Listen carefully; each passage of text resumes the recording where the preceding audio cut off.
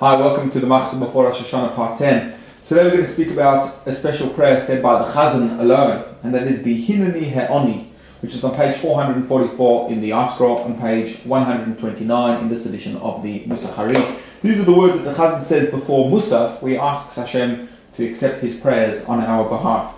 And he says over there, he says how he feels unworthy to stand in front of Hashem, but nevertheless, on our behalf, on behalf of those who have sent me, though I am unworthy and unqualified to do so, Hashem listened to my prayers. There are a lot of things which are said by the Chazan alone on Rosh Hashana and Yom Kippur. And the truth is that the Chazan is not speaking alone. The Chazan is called the Shliach Tzibur, the emissary, the agent of the community, because he is our agent. He is the one who navigates the entire process for us. I'd like to share a story of the Baal Shem Tov. Tomorrow, Chai Elul, is the birthday of the Baal Shem Tov. And this story gives us a bit of an idea of the role of the Chazan himself and how we fit into that entire role. The Baal Shem Tov, as many great masters, would daven for a very long time. And when he would daven for a very long time, a lot of his students would congregate around him. They would sit around him as he would daven at length. And they would listen to these beautiful prayers and how he would talk to his Creator on high. Now, one day, the students figured that, look, he's going to be davening for a very, very long time.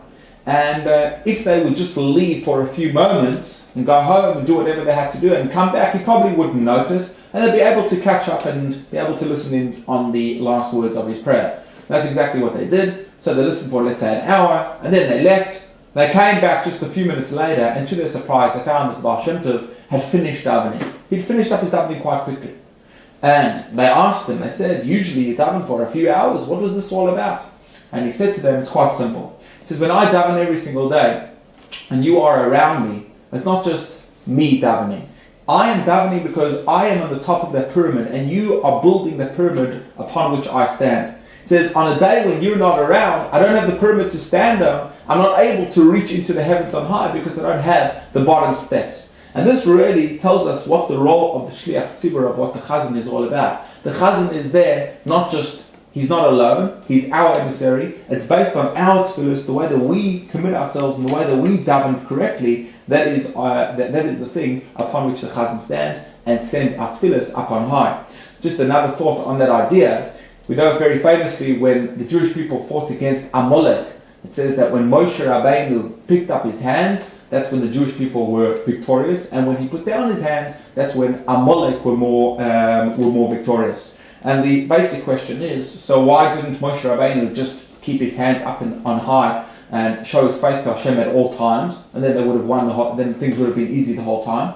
And the answer is that his faith was only as strong as the faith of the people. He could only keep his hands up. He could only have a full expression of faith when his people, when the Jewish people themselves had a full expression of faith. The ability of the leader is only as great and only as strong as the ability and the faith of the people themselves. And then those two thoughts really summarize what the Chazan's role is all about. He is on top, we form the pyramid, and he, on our behalf, reaches up into the heavens and hopefully gets for us a Shana Tov Sukkah, a good sweet New Year.